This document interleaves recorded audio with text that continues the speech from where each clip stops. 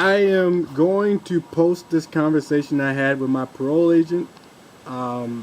His name is Agent Klingenberg for the Department of Corrections. This is the text messages that we've had over the last since last year last October. So this agent has been spent the entire time as a parole agent using like the most harassing aspects of a parole agent that he could come up with. So I guess he figured he talked to some people who knew the best ways to antagonize your agent, your parolee, and he's been doing those things since. And I guess you can catch this in text messages. So I'm going to show you guys the conversations I've had with my parole agent and let you see that on YouTube. So this is a conversation.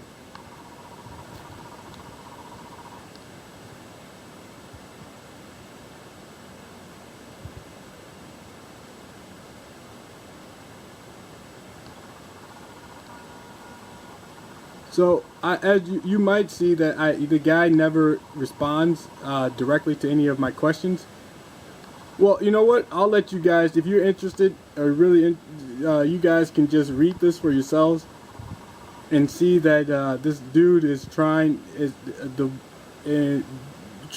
to antagonize me, and you can see for yourselves.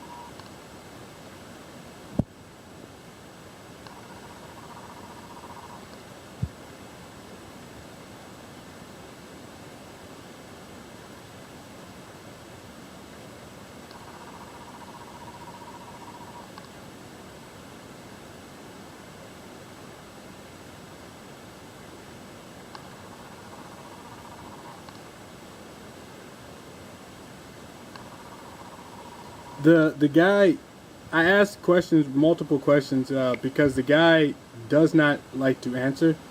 So I'll wait a couple days and then ask the question again, and he still won't answer the question. He's telling me that he'll tell you guys that he did not answer my questions because he doesn't have time. Or like here, he says later when he feels like it. I received your messages.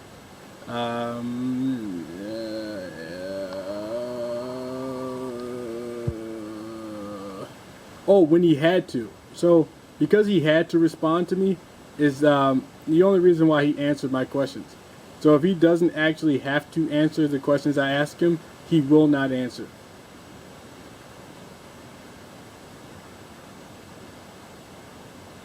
So this is a longer message, so I'll just show you guys.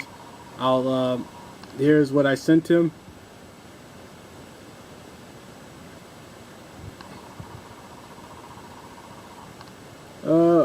So here I said, don't bother thanking me. I don't need the same messages I see from my employer from you.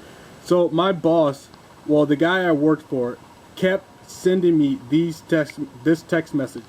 Okay, thanks, John, over and over again. So my employer, the guy I was working for at this time, while I was texting my parole agent, constantly sent me these messages. This message right here. Okay, thanks, John. So it was like my employer was talking, well, my parole agent and my employer were talking to each other and sending me the same, like, annoying text messages that you can send to somebody. Or acting like, or trying to play psychological games, you know what I mean? So if your employer is sending you the same message and then your parole agent sends you that same message, you see a pattern. Well, it's like not a pattern, but you see how annoying that can be, right? It's like aggravating, something that aggravates you because you're smart enough to know that your parole agent and your boss are probably talking to each other constantly, right? Or everyone knows parole agents speak to the parolee's employer all the time. So this was his shot. This was his shot at antagonizing me with the messages that my employer, the way my employer talked to me at that time.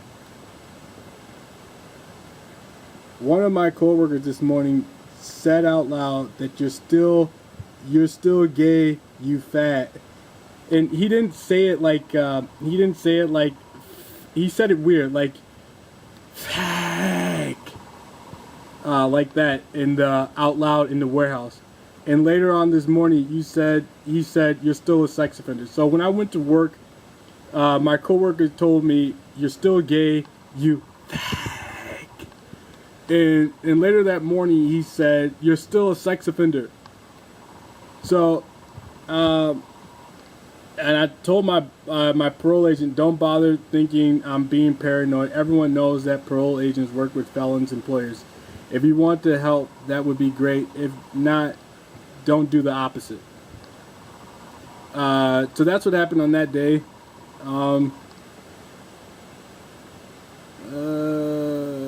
So I was asking my parole agent about my probation fees a lot. So because I think, I don't know exactly, but for some reason probation fees came up.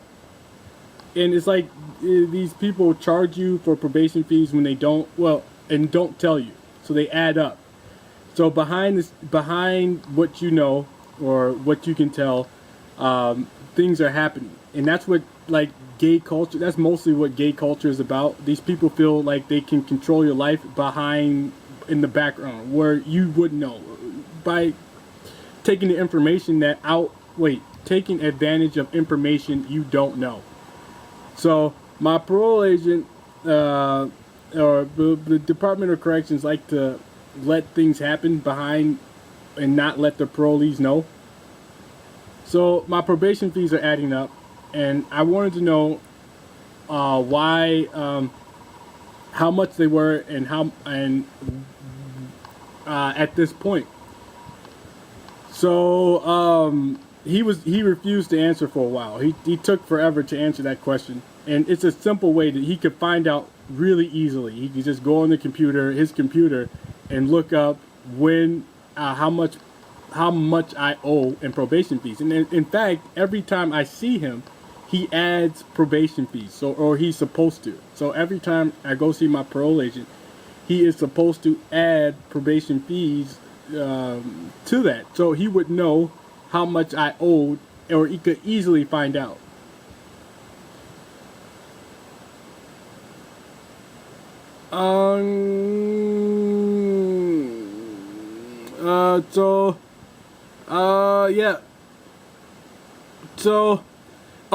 Yeah. So then I got fired, right? So at some point I got fired, and not fired, laid off.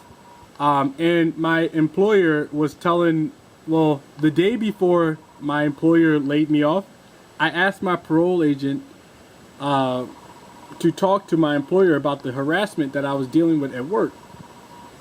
Or was that, yeah, I think so. It was the day before. And the day that I got fired, the day that I got laid off, I'm sorry, my parole agent failed to give me a travel permit. So I've been working for this company for 5 months, and I always got a travel permit when I needed one. And the day before I was supposed to get a travel permit, my parole agent decided to not do that. He said, I will email you a travel permit instead of actually giving you a travel permit. So I went home and waited for that email to show up, and the email never came. But the next day, my employer let me go. So I don't believe that my parole agent did not know that my employer planned on letting me go on that day. On the very next day.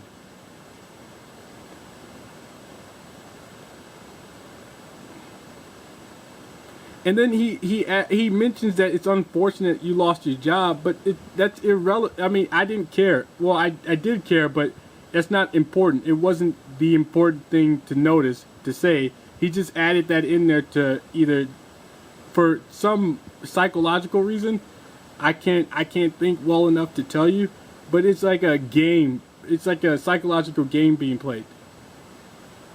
So he's trying to aggravate you. So he knows that losing your job, the job loss to you isn't that important. Job loss to me wasn't important. The important thing that I care about is the probation fees that I was talking about. And I guess he's gonna say that he was he's telling me right now that he's gonna be talking about this text message that he's ignoring that I knew, that the suspicion that I knew. He already was aware that I was going to be terminated. So instead of admitting to it, he just says it's unfortunate you lost your job, which you knew it was already going to happen. And it's like he's laughing. It's like a joke. That line is a joke that he's telling himself and his friends, like a bunch of kids playing with each other and then sending text messages to somebody else. To somebody that they want to, whose feelings they want to hurt. So then I asked him, what are you talking about? Well, so we started talking about probation fees, and I asked him, what are you talking about? I already know what I owe. I just told you that. What I want to know is if you can remove the payments I made during the time I didn't have a job. I already know that I cannot travel outside the state because the permit expired a few days ago. If I get another job that requires out-of-state travel, I will let you know. Did you look into the ProMaster camper van? So my agent has he constantly likes to mention things that I already know, that are already obvious, and that I never brought up, that were never brought up before. So various topics that weren't brought up prior or anywhere in the conversation prior, he likes to bring those things up to either it's a psychological game. Like it's something you do when you want to aggravate somebody.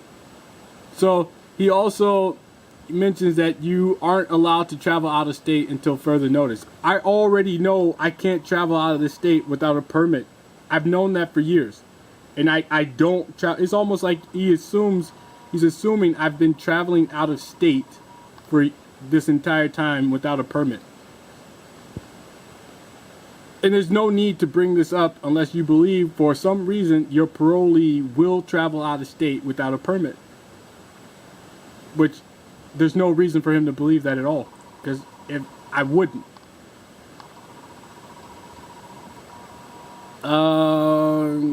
So the camper van is denied.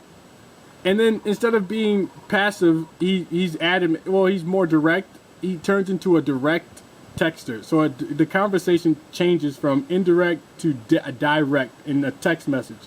So instead of being like a normal person and saying we can't, your ProMaster camper idea is not allowed, or you can't do that. You can't have the ProMaster or something like reasonable. He talks directly, like your ProMaster camper idea is denied.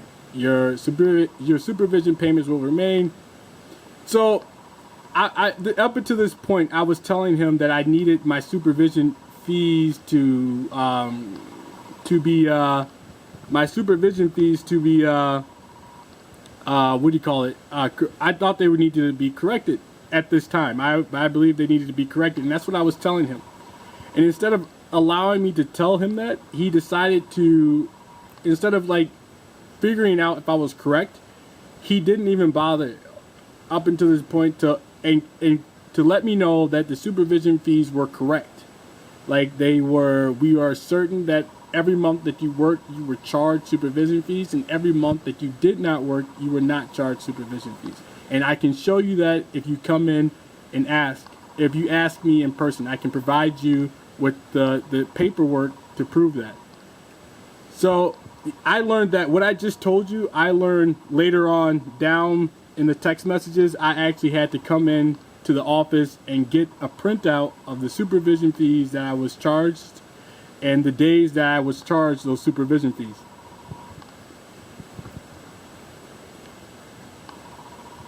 Oh, and then he said whether or not you have a job, you're on supervision, so supervision fees will continue to be added monthly. So technically, that's not true. Technically, the way the Department of Correction works is that you are charged supervision fees only if you have a job. Otherwise, they are waived. And that's the way it's been for years, for everybody. And this agent he's been deciding to do things the way he wants to do it, to do these things, and that's when these agents hurt parolees, or they try to get their parolees to break supervision rules and to incarcerate or have those people arrested. So that's how this agent operated, or is trying to operate. He's trying to do the worst things he can possibly do to get somebody incarcerated. Well, to make his parolee angry. So I told him I have been on supervision for almost 5 years, and in that time, if I did not have a job, I did not have to make supervision payments. In the rule book, it says that the parole agent has the power to exempt the parolee from those payments for good cause. Not having a job has been a good cause that my parole agents have removed the payments for that month since I've been on parole. Why are you not doing it as well? So he didn't respond to that right away.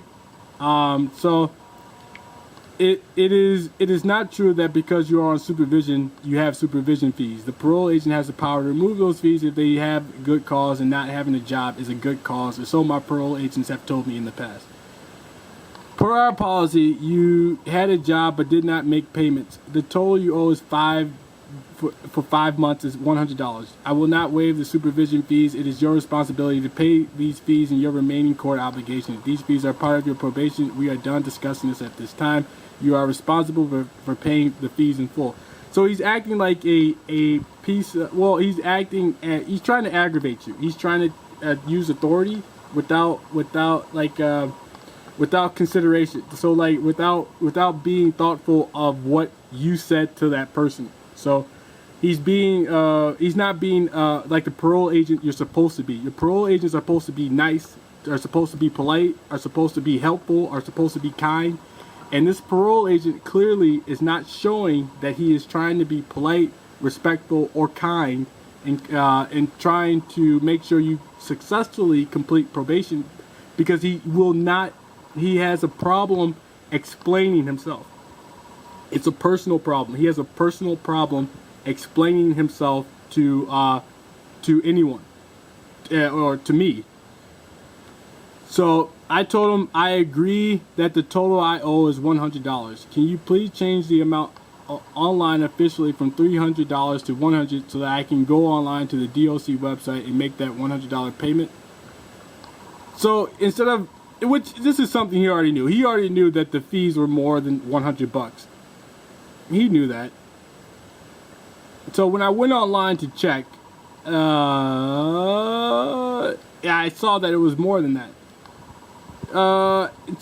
This is me arguing with him that I don't owe $300 in fees because I paid my probation fees off at some point, or I paid a large amount of my probation fees years before. And I was told that for a year and a half that I was not collecting supervision fees because I did not have a job. So it was during that COVID period, a lot of people were not working and did not have jobs, and we were told to stay home. So my parole, so I believed I should not have accrued any parole probation fees, but clearly these fees were from a time prior to that year and a half. So before that year and a half took place, these fees that were already on my probation was from that time period, and my agent refused to tell me that. So instead of correcting or letting me know what time or what period these probation fees came from, he decided to leave it to not give me that information. and to not to correct me, but to inform me that these fees are from a time period before that year and a half period that you're referring to. It was a simple correction that he could have made and found on his computer.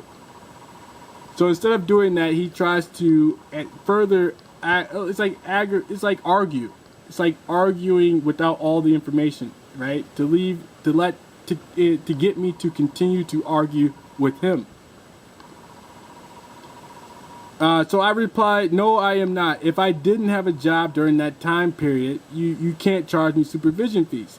So instead of letting me know that, instead of informing me that during the time you were charged supervision fees was during the time you had a job, and here's the proof, he decided to continue to state that you have to pay these fees without giving me the reasoning of why I had to pay those fees. So further aggravating, so further upsetting, so trying to upset, make your parolee mad by not giving them the information as to why you were charged supervision fees, the months and the dates. So I had to go into the office and find out that these fees were actually, which is something my parole agent knew at the time that he was sending me these text messages, that the fees associated with my probation were from a time period before the period I was texting him about, which would be a simple thing to tell me, a very simple thing to tell me. So he continues to act like so then I tell him to stop telling me things are finalized, and instead of doing that, he acts inappropriately and tells me they are finalized. So my agent is not being helpful. My agent is being the kind of person that should not be not doing his job appropriately. So I asked him to stop sending me antagonizing text messages. So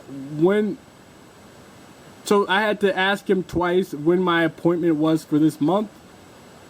So he told me that day that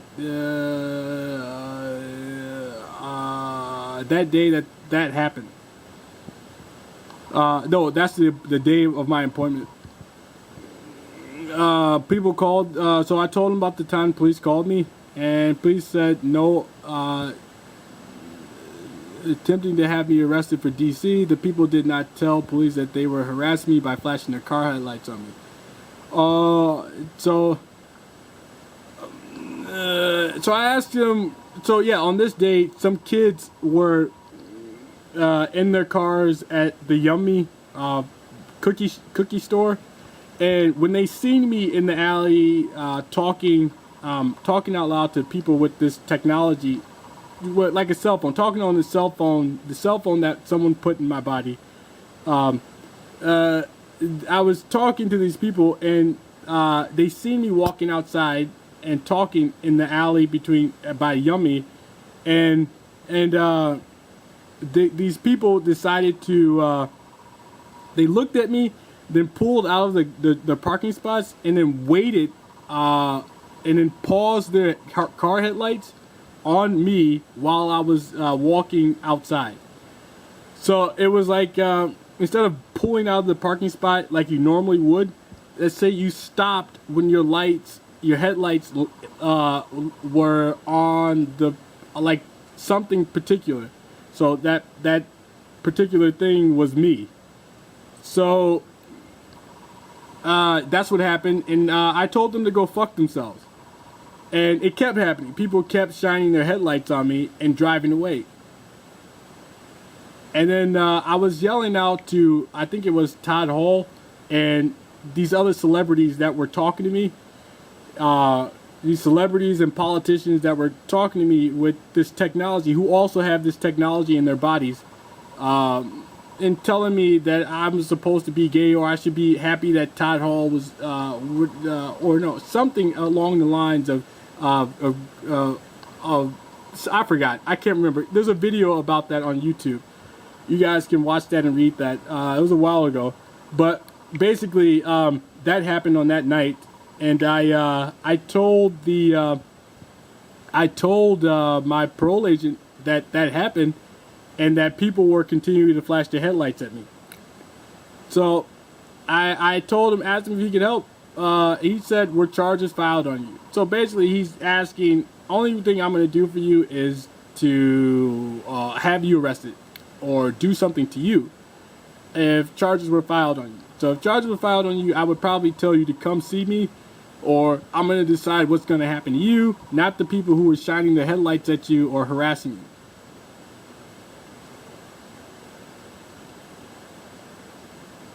See, and he's just acting kind, but in truth, he knows what happened. The police officers call your parole agent. If they find out you're a felon and they find out you're on probation, when they see you or when they meet you, they will call your parole agent and decide to ask them if they want you arrested, if they know anything about you that should have you arrested while they are there. So that officer, my parole agent, already knew what charges were filed and that the police officers contacted them. So he's playing psychological games.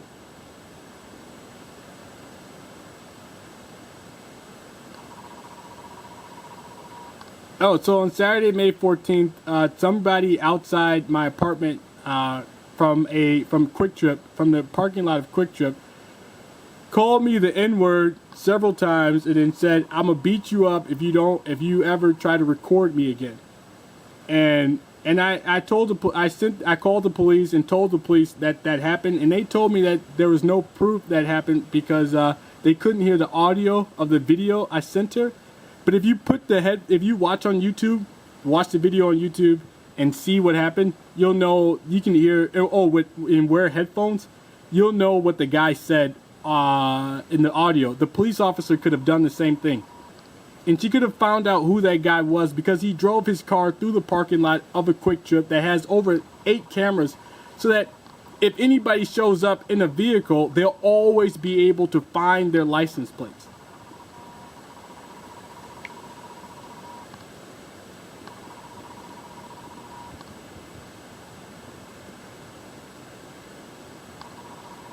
So, and again, I had more police contact. Another officer followed me from, I get a lot of police contact. A lot of times police officers either contact me or I have to call the police officers because somebody did something to me. And I tell my parole agent this, and he does not always respond, does not always do anything, doesn't always say anything. And then he's working at trying to get me incarcerated, trying to get me in prison because I refuse. Well, the gay community does not want me in society unless I am having sex with them. And my parole agent is helping them. My parole agent believes that if I refuse to have sex with the gay community, he also will not, he doesn't feel the need to stop them from harassing me. So he's thinking that if I don't want to have sex with them and if I don't want to get along with the gay community, then you can choose to go to prison. And he's helping in any way that he can to do that.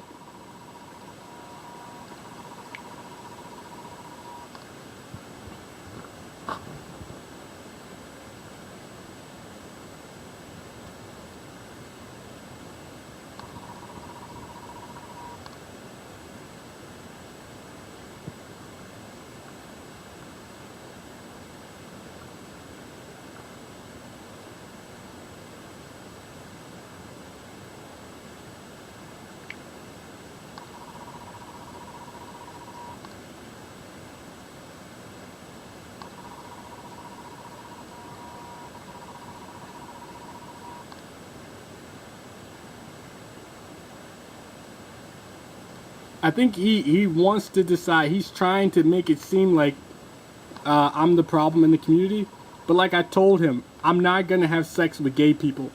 And because of that, every chance that they get, they try to do things or say things to get me to be incarcerated or to make me look like the bad person because they know I'm on probation.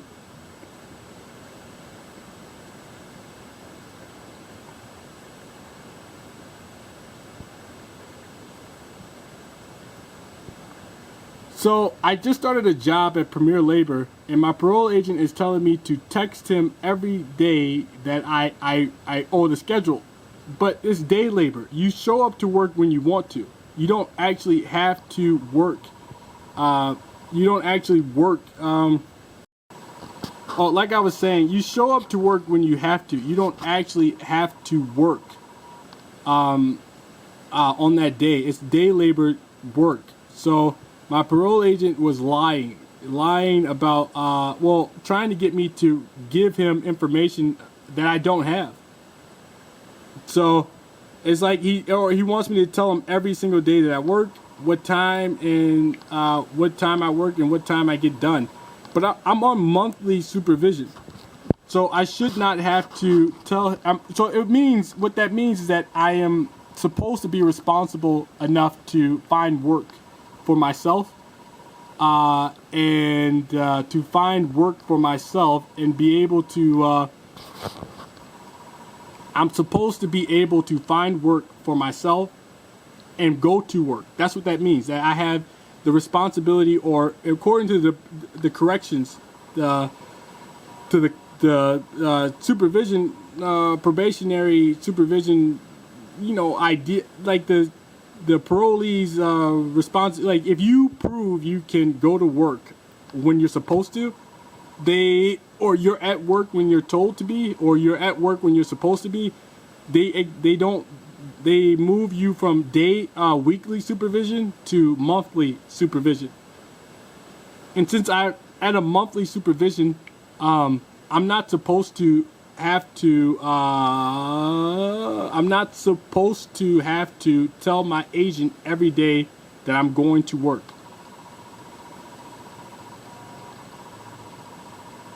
I mean, is he gonna, if I do get a steady job, is he gonna ask me to go if I'm at work every day? If I do find steady work again, is he going to ask me that I'm at work every day?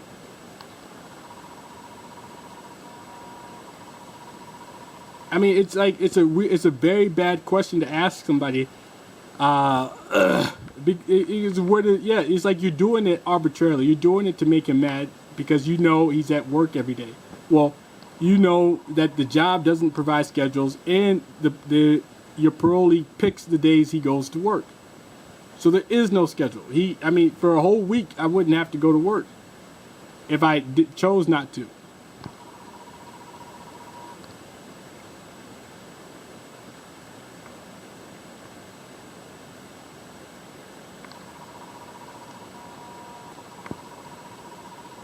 So, steady work. He could do the same thing then. He could do exactly what he's asking me to do now then. I told my parole agent that the work I do is varies. So it varies in time, it varies in days. And that's what I've done. So in the past, I've worked for this company, Premier Labor, and I've never had to report to my agent that I am at work or when I'm at work, because it varies. The days vary.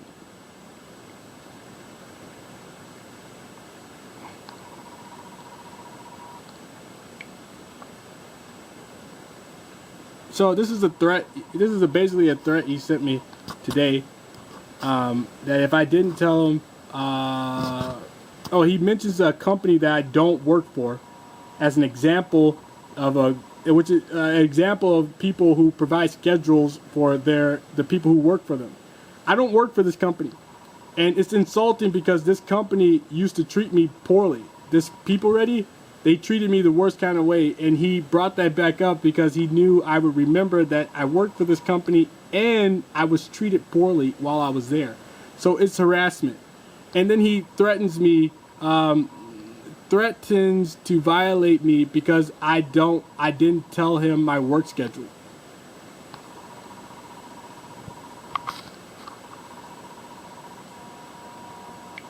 I responded, I don't work for People Ready. This is Premier Labor. It's day labor. So you work when you want to. Stop threatening me. This job does not give schedules. You work when you want to. I already told you some days I call to go to work and some days there is no work. I'll be filing a complaint today and asking for a new agent. There's no way I have to reiterate what I've told you, what I've already told you. I'm on monthly supervision. No need to micromanage. I'm responsible and capable of going to work according to the DOC. I think you're acting on your own. So he just responded, I guess right now. I guess he just sent this text messages. Let me see. I'll show you guys. So he just sent this message. You need to disclose when you are working to this agent and what schedule you have and what jobs you are taking. This is not a lot to ask. This is basic supervision. Filing a complaint does not keep you from having to adhere to your rules of supervision. If you do not disclose a work schedule, this may count as a violation of your supervision. So they're basically telling me that they want me to tell them now when I go to work,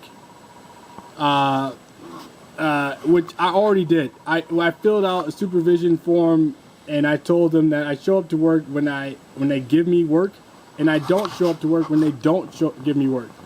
So I'm gonna ask if I should only have to report that I'm working when if I have to work. So I think they're asking for more than they have to. If you understand what I'm saying, they're trying their best to make my life difficult.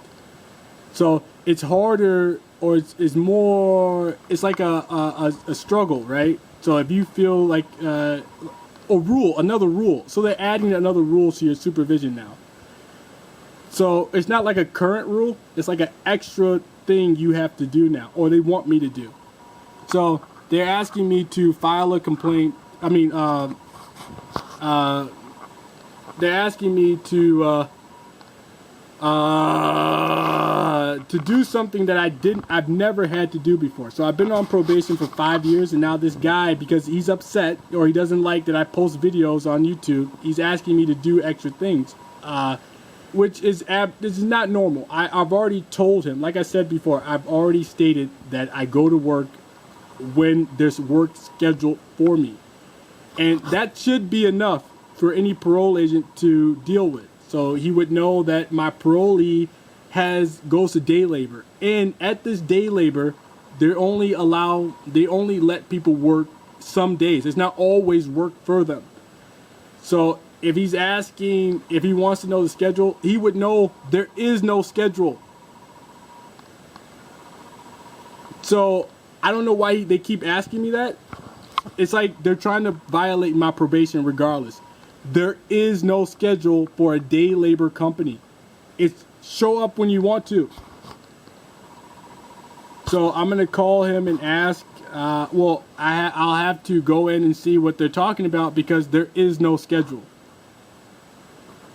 And it's not basic supervision. Basic supervision didn't require me to report every single day that I had a job or not.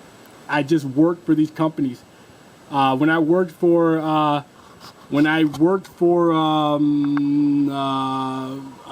Premier Labor before, I never reported what days I worked. I just went to work and I told them where I was working, and that it varied, which is something they knew. So now, like I said, they're asking me to do something more because they want you now to report every single day that you have to work, or that they let you work for them.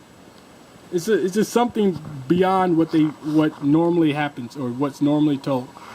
So I'm going to file a complaint and ask for a new agent, because I think if people watch this and see how this parole agent is responding, and how he's communicating, or the way he's communicating what he wants to say to me, I believe you guys will believe that I'm correct, that my parole agent is not acting the way an agent is supposed to be acting.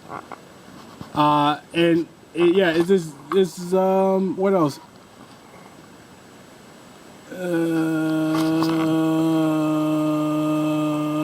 He keeps asking for a schedule. There is no schedule. So you make your schedule up as you go. Alright, but cool. Alright,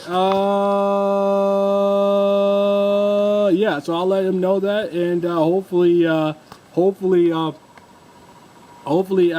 don't get arrested for violating probation because I didn't provide a schedule. That when there is no schedule to provide, you work day labor, which means the schedule, there is no prior schedule, there is no set schedule.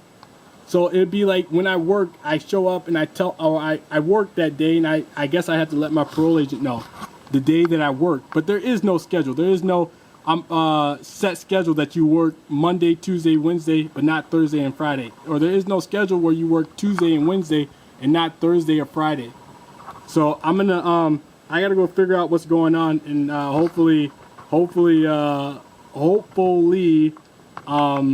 I can figure won't get in trouble for not providing a schedule that I don't have, that I will never have for this company.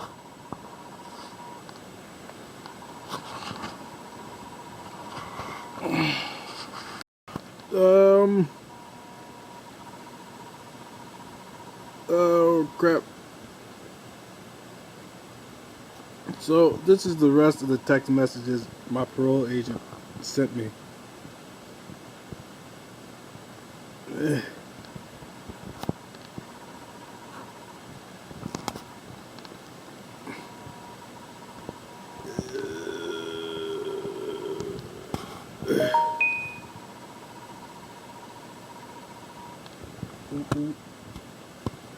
I'm not at home.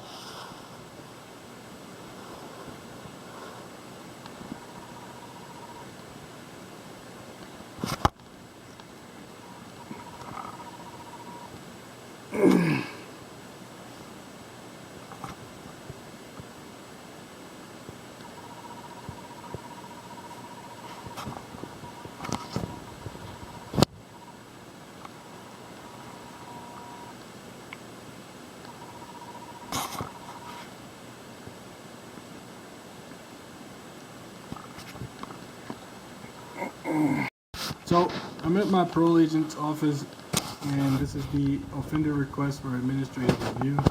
My name is John Lattimore, and this is my report. So my agent has been sending threatening text messages and using harassment to communicate the things he wants from me while doing his job. He hasn't been helpful and doesn't seem to be interested in not playing psychological parole agent games. It's not appropriate, and I have told him to stop doing those things a few times. Recently, he refused to explain why he believed I was supposed to report a schedule for work that I will never have because it's a day labor workplace. He declined to explain why I would need to tell him every day I did work. I have a monthly supervision, and I have worked for this company before, and I never had to report the days I have worked in the past. I believe my parole agent is doing this to make it harder for my probation. He withholds information and explanations. It's impossible to communicate with someone who does that. There are more important issues in my life, and my parole agent has been ignoring those things, like community sexual harassment and the technological crime I've been reporting. I would like to change agents, or for this agent to do his job without harassment. And then I said, I believe he is trying to treat me as if I haven't shown up to work in the past or have no history of going to work like I've done my entire probationary period. It's insulting, and it's harassment. So I'm going to hand this in. I'm going to ring that bell. Somebody should come, and I'm going to hand this in. Give me a second.